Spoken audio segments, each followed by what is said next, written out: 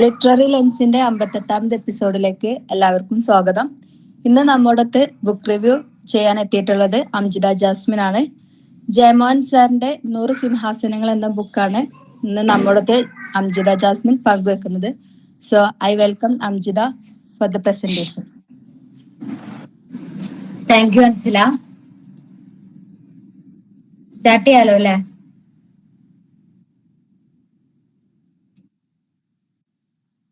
Okay. ഇപ്പോ good afternoon every one. ഇന്ന് നമ്മൾ പരിചയപ്പെടാൻ പോകുന്നത് ജയമോഹൻ എഴുതിയിട്ടുള്ള 100 സിംഹാസനങ്ങൾ എന്ന് പറയുന്ന ഒരു പുസ്തകമാണ്. ജയമോഹൻ ഒരു തമിഴ് റൈറ്റർ ആണ്. അപ്പൊ അദ്ദേഹത്തെ കൂടുതൽ സുപരിചിതം എന്ന് പറയുന്നത് അങ്ങാടി തെരുവ്, അതുപോലെ കടൽ, ഒഴിമുറി എന്ന പറയുന്ന സിനിമകൾക്കൊക്കെ തിരക്കഥ എഴുതിയ ഒരു വ്യക്തിയാണ് ജയമോഹൻ. അപ്പോ ഇതിൽ ഒരുപാട് ഭയങ്കര ഡീപ്പ് ആയിട്ടുള്ള മീനിങ്ങും ഭയങ്കര മൂല്യങ്ങളുള്ള ഒരു നോവലാണ് ജയമോഹന്റെ 100 സിംഹാസനങ്ങൾ. ഇപ്പോ ഐത്താചാരണത്തിന്റെ പേരില് നമ്മുടെ കേരളത്തിലെ തെക്കൻ ജില്ലകളിലും അതുപോലെ തമിഴ്നാട്ടിലും ഒക്കെ വിഭാഗത്തിൽപ്പെട്ട ആളുകള് അനുഭവിച്ച കൊടിയ പീഡനത്തിന്റെയും അതുപോലെ തന്നെ യാതനകളുടെ ഒക്കെ ഒരു കഥയാണ് ഈ 100 സിംഹാസനങ്ങളിൽ പറയുന്നത്. അതുപോലെ ഈ നായാടി വിഭാഗത്തിൽ നിന്ന് പഠിച്ച് IAS ആയിട്ടുള്ള ധർമ്മപാലനാണ് ഇതിലെ കേന്ദ്ര കഥാപാത്രം. അപ്പോ അദ്ദേഹം അനുഭവിച്ച ഓരോ കാര്യങ്ങളും, അദ്ദേഹത്തിന്റെ വേദനാജനകമായിട്ടുള്ള ഓരോ അനുഭവങ്ങളും ഇതില് വ്യക്തമായിട്ട് പറയുന്നുണ്ട്. പിന്നെ നിറത്തിന്റെയും ജാതിന്റെയും അതുപോലെ കളറിന്റെയും ഒക്കെ പേരില് ഉള്ള ആ ഒരു അനാചാരങ്ങളൊക്കെ ഈ ഒരു നോവലില് തുറന്നു കാട്ടുന്നുണ്ട്. അതുപോലെ നമ്മുടെ ജാതിയുടെ പേരില് മാറ്റി നിർത്തപ്പെട്ട ഒരു സമൂഹം, ഒരു കാറ്റഗറി ഓഫ് പീപ്പിൾ, നമ്മുടെ നായാടികൾ, ഈ കീഴാളർ എന്നൊക്കെ പറയുന്ന അവരുടെ ഒരു കഥയാണ് ഈ ഒരു നോവലിലുടനീളം പറയുന്നത്. അപ്പോ നമ്മുടെ ഈ ഒരു നോവല് സ്റ്റാർട്ട് ചെയ്യുന്നത് എങ്ങനെയാന്ന് വെച്ച് കഴിഞ്ഞാല്, ധർമ്മപാലൻ എന്ന് പറയുന്ന, നമ്മൾ ഓൾറെഡി പറഞ്ഞു, ധർമ്മപാലൻ ഇതിലെ കേന്ദ്ര കഥാപാത്രമാണ്. ധർമ്മപാലന്റെ ഓഫീസിൽ, അദ്ദേഹം ഒരു IAS ഓഫീസറാണ്. അദ്ദേഹത്തിന്റെ ഓഫീസില് അദ്ദേഹത്തിന്റെ ഒരു സഹായി വന്ന് പറയാണ് അദ്ദേഹത്തിന്റെ മാതാവ് ഹോസ്പിറ്റലൈസ്ഡ് ആണ്. അപ്പൊ അദ്ദേഹത്തിന് അങ്ങോട്ട് അവരെ ടേക്ക് കെയർ ചെയ്യാൻ വേണ്ടിയിട്ട് പോവാണ്. അപ്പൊ അദ്ദേഹം പോവാമെന്ന് പറയുന്നുണ്ടെങ്കിൽ പോലും ഈ ഒരു സഹായി പറയാണ് വേണ്ട, ഞാൻ നോക്കിക്കോളാം എന്ന് പറയുന്നുണ്ട്. പക്ഷെ സമ്മതിക്കാതെ അദ്ദേഹം പോകുന്നു. പക്ഷെ ഈ ഇദ്ദേഹത്തിന്റെ അമ്മേനെ എന്താ പറയാ ആക്കിയിട്ടുള്ള ഹോസ്പിറ്റൽ എന്ന് പറയുന്നത് ഭയങ്കര വൃത്തിഹീനമായിട്ടുള്ള, ഭയങ്കര മലിനമായിട്ടുള്ള ഒരു ബാക്ക്ഗ്രൗണ്ട് ആണ്.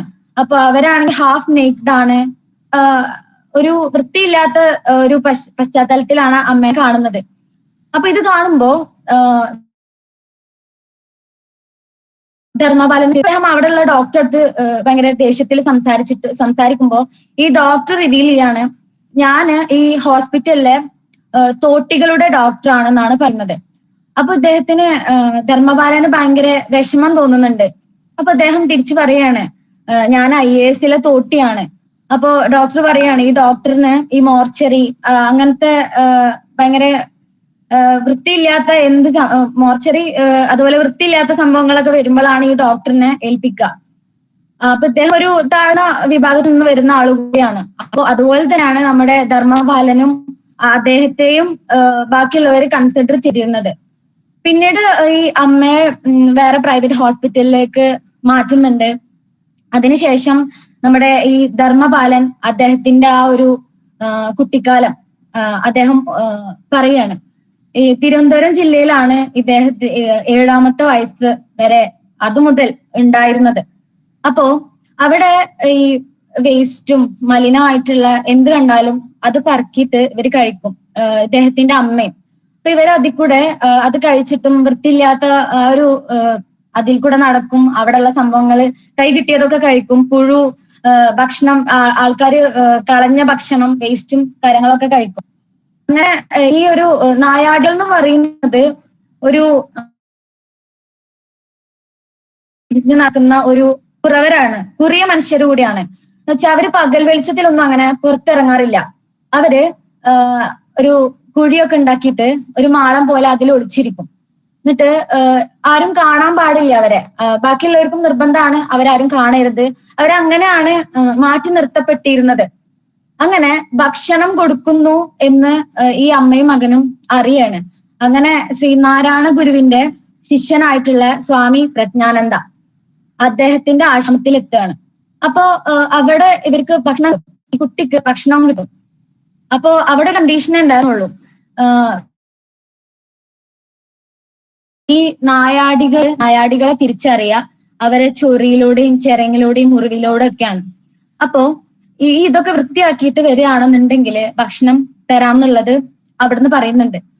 അങ്ങനെ ഭക്ഷണം കിട്ടുമല്ലോ. വിശപ്പിന്റെ ആ ഒരു കാഠിന്യം നമുക്ക് ഇവിടെ, ഈ വിശപ്പ് ഇതിലൊരു ഒരു കേന്ദ്ര കഥാപാത്രമാണ്.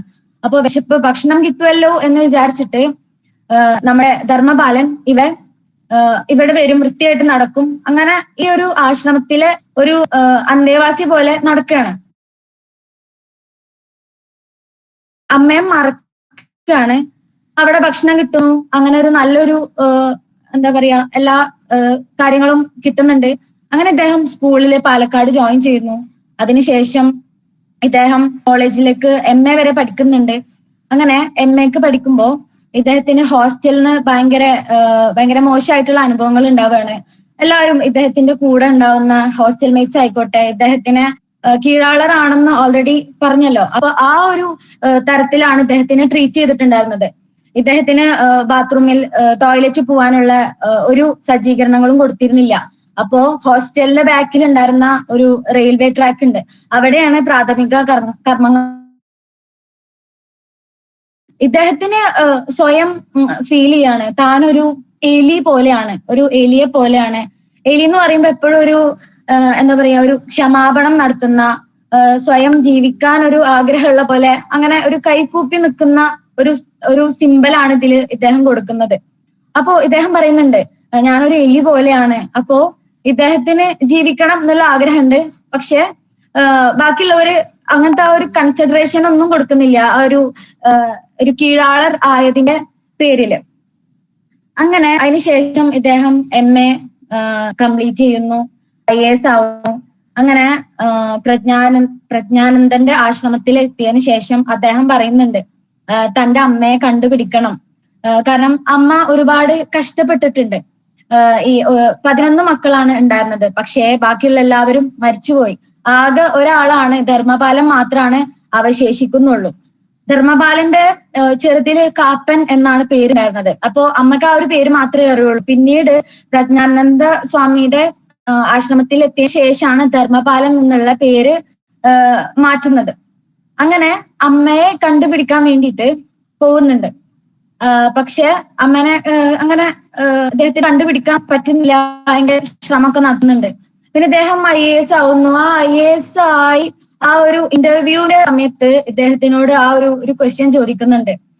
എന്താന്ന് വെച്ച് കഴിഞ്ഞാല്, ഒരു ന്യായം അതുപോലെ തന്നെ ഒരു നായാടിയും ഒരുപോലെ വന്നാൽ ഇദ്ദേഹത്തിന് ഒരു എന്താ പറയാ, വിധി പറയേണ്ട ഒരു കേസ് വരികയാണ്. അതിൽ ന്യായം നായാടിയും ഒരുമിച്ച് വരികയാണെന്നുണ്ടെങ്കിൽ ഏതിന്റെ ഭാഗത്താണ് അദ്ദേഹം നിൽക്കുക എന്ന് ചോദിക്കുമ്പോൾ ഇദ്ദേഹം പറയാം, ന്യായം എന്ന് പറയുന്നത് ഒരു നിയമമാണ്, അതിനൊരു ധർമ്മം വേണം. അപ്പോ അതിന്റെ ഒക്കെ ഒരു ബേസ് എന്ന് പറയുന്നത് ഒരു സമത്വമാണ്. പക്ഷേ നായാടികൾ എന്ന് പറയുമ്പോൾ എല്ലാത്തിന്റെയും ബേസ് സമത്വമാണെങ്കിൽ നായാടികൾ അനുഭവിച്ച അസമത്വങ്ങൾ ഒരുപാടുണ്ട്. അപ്പോ എന്ത് വന്നാലും ഈ നായാടി എന്ത് തന്നെ ഒരു തെറ്റ് ചെയ്താലും, ഇവനിപ്പോ ഒരാളെ കൊല്ലുകയാണെങ്കിൽ പോലും ഈ നായാടിയുടെ ഭാഗത്താണ് ശരി, അദ്ദേഹത്തിന്റെ ഭാഗത്തെ നിൽക്കൂ എന്ന് ഇദ്ദേഹം പറയുന്നുണ്ട്. അപ്പൊ ആ ഒരു ഇന്റർവ്യൂ ബോർഡിലുള്ള എല്ലാവരും അതിനെ സ്തംഭിച്ചു പോവാണ്. അപ്പോ അതിനുശേഷം അദ്ദേഹം IAS ആവുന്നു. പിന്നീട് മധുരയില് പോസ്റ്റിംഗ് കിട്ടുന്നു. പിന്നീട് സുധ എന്ന് പറയുന്ന ഒരു യുവതിയെ കല്യാണം കഴിക്കുന്നു. അവര് ഭയങ്കര വെളുത്തിട്ടുള്ള ഒരു യുവതിയാണ്. പിന്നീട് ഈ IAS ആയതിന്റെ ശേഷം അമ്മയെ കണ്ടുപിടിക്കുന്നുണ്ട്. അമ്മയെ കണ്ടുപിടിച്ചതിന് ശേഷം അമ്മക്ക് ഇദ്ദേഹത്തിന് മനസ്സിലാവുന്നേ ഇല്ല. അപ്പോ ഇദ്ദേഹം അമ്മയുടെ അടുത്ത് പോയിരുന്നിട്ട് ഫുഡ് കൊടുക്കുന്നു അമ്മയ്ക്ക്. ശേഷം അമ്മയോട് പറയുന്നുണ്ട് താൻ കാപ്പനാണെന്ന്. പക്ഷെ അമ്മയ്ക്ക് മനസ്സിലാവുന്നേ ഇല്ല. അപ്പോ തന്റെ അമ്മയുടെ 2 കൈകളും മുഖത്ത് വെച്ചുകൊണ്ട് അദ്ദേഹം എന്താ പറയാ കാപ്പനാന്ന് പറയുമ്പോൾ അമ്മയ്ക്ക് തിരിച്ചറിയണം. അവര് ആ മുറിവിലൂടെയും ആ ചൊറി ആ ചെരങ്ങ് അതിലൂടെ ഒക്കെ തന്റെ മകനെ തിരിച്ചറിഞ്ഞതിന് ശേഷം അമ്മ ചോദിക്കുന്നുണ്ട്, നമ്മൾ എന്താണ് ഇവിടെ, അദ്ദേഹം എന്താണ് ഇവിടെ ഇരിക്കുന്നത്, കസേരയിൽ ഇരിക്കുമ്പോ പോലും എണീര് കപ്പ തമ്പ്ര കസേര എണീര് കപ്പ എന്ന് പറയുന്നുണ്ട്. കാരണം ഇവർക്ക് എപ്പോഴും ഇവരുടെ സ്ഥാനം എന്ന് പറയുന്നത് ഈ കീഴാളരുടെ സ്ഥാനം എന്ന് പറയുന്നത് ഭയങ്കര നിലത്താണ്. ഭൂമിയുടെ ഏറ്റവും താഴെ ഏതാണോ തട്ട് ആ ഒരു ഇതിലാണ് ഇവരെ പോർട്രേ ചെയ്തിട്ടുള്ളത്. സോ ഇവർക്ക് ഈ കസേര എന്നൊക്കെ പറയുമ്പോൾ ഇവർക്കത് ആക്സെപ്റ്റ് ചെയ്യാൻ പോലും പറ്റുന്നില്ല. ഈ അമ്മക്ക് അത് ആക്സെപ്റ്റ് ചെയ്യാൻ പോലും പറ്റുന്നില്ല. അങ്ങനെ ശേഷം ഈ അമ്മക്ക് ഇദ്ദേഹത്തിന്റെ ഭാര്യനോട് ഭയങ്കര ദേഷ്യമാണ്. കാരണം ഇദ്ദേഹം ഭയങ്കര വെളുത്തിട്ടുള്ള ഇവര് ഭയങ്കര വെളുത്ത ഒരു സ്ത്രീയാണ്. അപ്പൊ അദ്ദേഹം ഒരു ദേഷ്യത്തിലാണ് ഇവരോട് സംസാരിച്ചിരുന്നതും ഇവരോട് പെരുമറിയുന്നതും കല്ലെടുത്തെറിയും വടിയെറിയും ഒക്കെ ചെയ്തിരുന്നത്. പിന്നീട് ഈ ധർമ്മപാലൻ ഒരു കുട്ടി ഉണ്ടായിട്ടുണ്ട്. അപ്പോ ഈ അമ്മ ഈ കുട്ടിയെ എടുത്തിട്ട് പോവാണ്. അപ്പൊ ഇവര് ഈ കുട്ടിയെ അന്വേഷിക്കും കാര്യങ്ങളൊക്കെ ചെയ്യുമ്പോഴും കണ്ടു കിട്ടുന്നില്ല. കുറെ കഴിഞ്ഞ് അലഞ്ഞു തിരിഞ്ഞിട്ടാണ് അവസാനം കിട്ടുമ്പോൾ കുട്ടി ഒരു ചവറ് കൂനയിലാണ് കുട്ടീനെ അവിടുന്ന് എടുക്കുന്നത്. അപ്പോ അത് കിട്ടിയതിന് ശേഷം ഈ ധർമ്മപാലൻ അമ്മയെ കുറെ അടിക്കുന്നുണ്ട്. അപ്പൊ ഇറങ്ങിപ്പോ അങ്ങനെ ഒരുപാട് കാര്യങ്ങള് അമ്മയെ ഭയങ്കര മോശമായിട്ട് ചെയ്യുന്നൊക്കെ ഉണ്ട്. അങ്ങനെ കുട്ടി ഭയങ്കര ക്രിറ്റിക്കൽ ഒരു സിറ്റുവേഷനിലാണ്. കുട്ടീനെ ഹോസ്പിറ്റലിൽ കൊണ്ടുവന്നു. പിന്നെ അമ്മേന്റെ കാര്യം മറക്കാണ്. പിന്നെ അമ്മേനെ പിന്നെയും കൈവിട്ടിട്ട് അമ്മേനെ ഒരു ആശ്രമത്തിലാക്കുന്നുണ്ട്, ഒരു അനാഥാലയത്തിലാക്കുന്നുണ്ട്. എന്നിട്ട് അമ്മ അവിടുന്ന് ചാടി പോവുക ഒക്കെ ചെയ്യുന്നത്. പിന്നെ ലാസ്റ്റ് ആണ് അമ്മേനെ കിട്ടുന്നത്.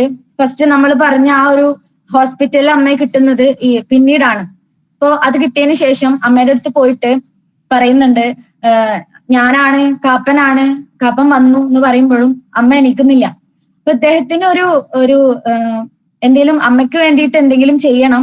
അപ്പൊ ഈ ഡ്രസ്സിനാണ് കളസം എന്ന് പറയുന്നത്. കളസം ഊരി വെച്ച് ഞാൻ പഴയ ആളാവാം എന്നുള്ളത് പറയണം എന്നുണ്ട് അമ്മയുടെ കൈ വെച്ചിട്ട്. പക്ഷെ ഇദ്ദേഹത്തിന് അത് സാധിക്കുന്നില്ല. അങ്ങനെ പിന്നീട് അമ്മ കണ്ണു തുറക്കുമ്പോഴും ഇദ്ദേഹത്തിന് മനസ്സിലാവുന്നില്ല.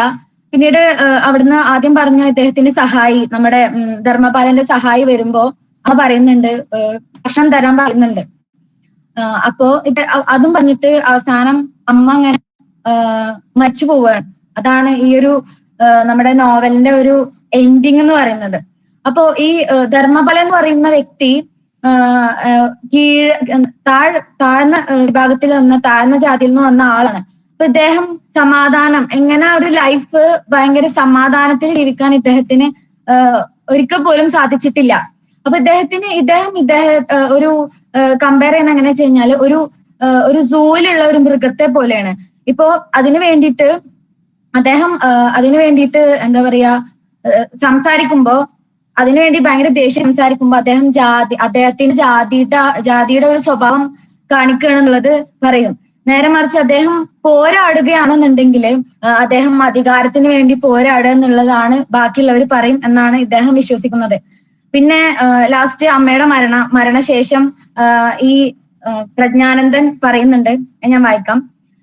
ഈ ഭിക്ഷക്കാരി തള്ളയെ കുഴിച്ചിട്ട് അവളുടെ ഹൃദയം അതിന്റെ എല്ലാ വിശപ്പുകളും ക്ഷമിച്ച് ദ്രവിച്ച് മണ്ണായി മാറണമെങ്കിൽ 100 സിംഹാസനങ്ങൾ വേണം.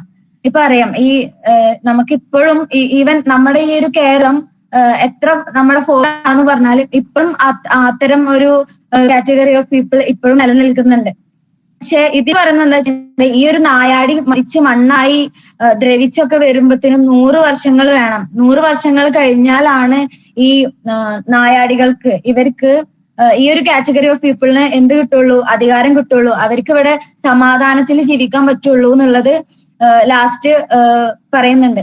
അപ്പൊ ഇവിടെ നമ്മുടെ ഈ ഒരു 100 സിംഹാസനങ്ങൾ എന്നുള്ള ഒരു ടൈറ്റില്, സിംഹാസനം എന്ന് പറയുന്നത് ഒരു സിംഹത്തിന്റെ പുറത്തിരിക്കുമ്പോ ഭയങ്കര ഒരു പവറാണ്. അപ്പോ ഈ പവറൊക്കെ എൻജോയ് ചെയ്തിരുന്നത് സവർണരാണ്. അപ്പോ ഇവർക്ക് ഈ അവർണരായിട്ടുള്ള ഈ കീഴാളർക്ക്, ഈ താഴ്ന്ന വിഭാഗത്തിൽപ്പെട്ട ആൾക്കാർക്ക് ഒരു അവകാശങ്ങളോ അധികാരങ്ങളോ ഒന്നും തന്നെ ഉണ്ടായിരുന്നില്ല.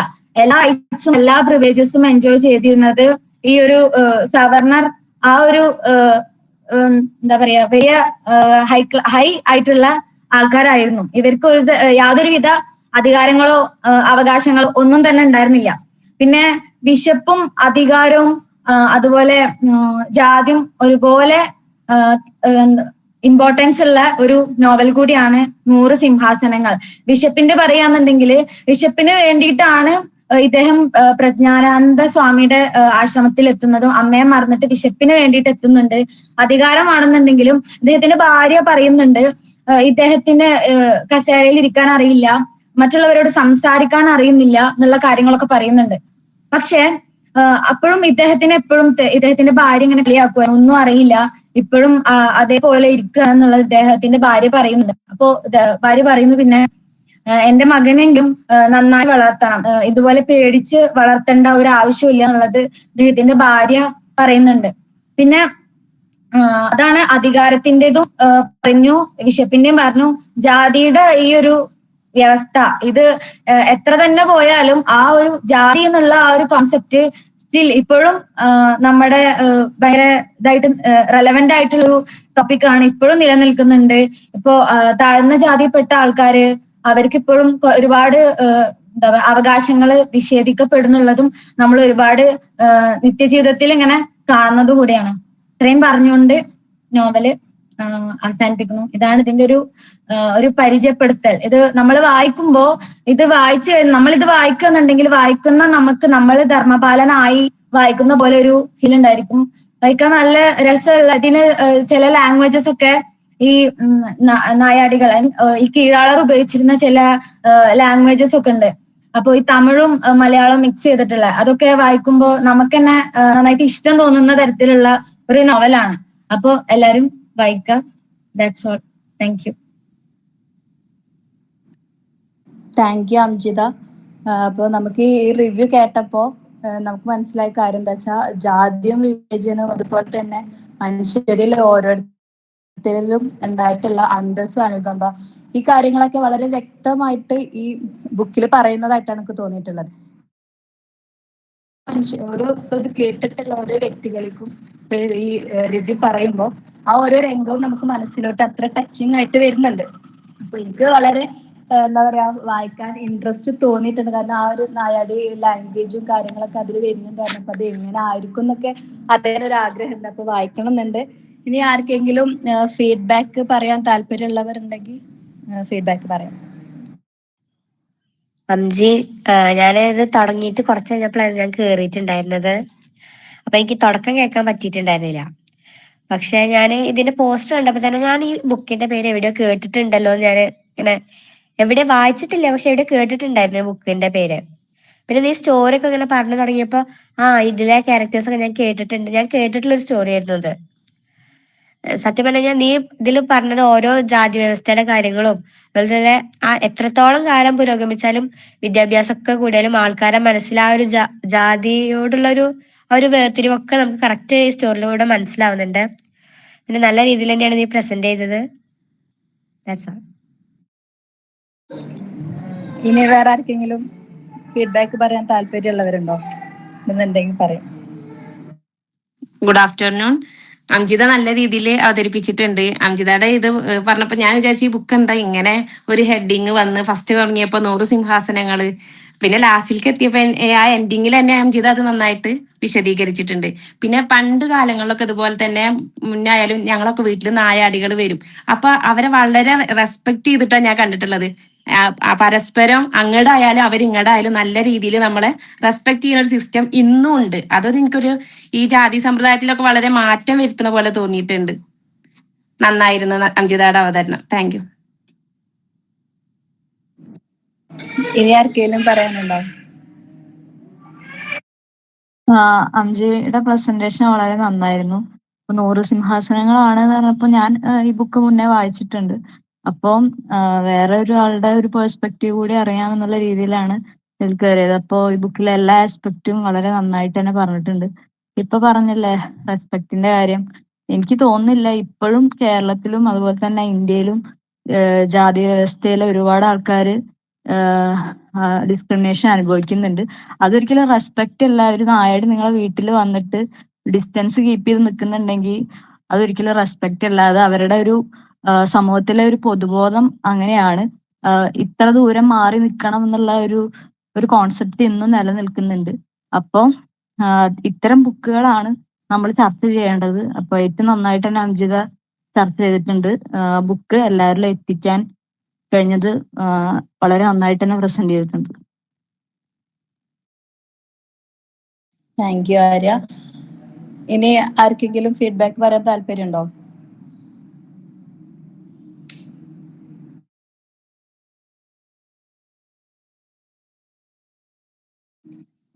അപ്പോ എന്നാ നമുക്ക് ഈ സെക്ഷൻ വൈൻഡ് അപ്പ് ചെയ്താലോ?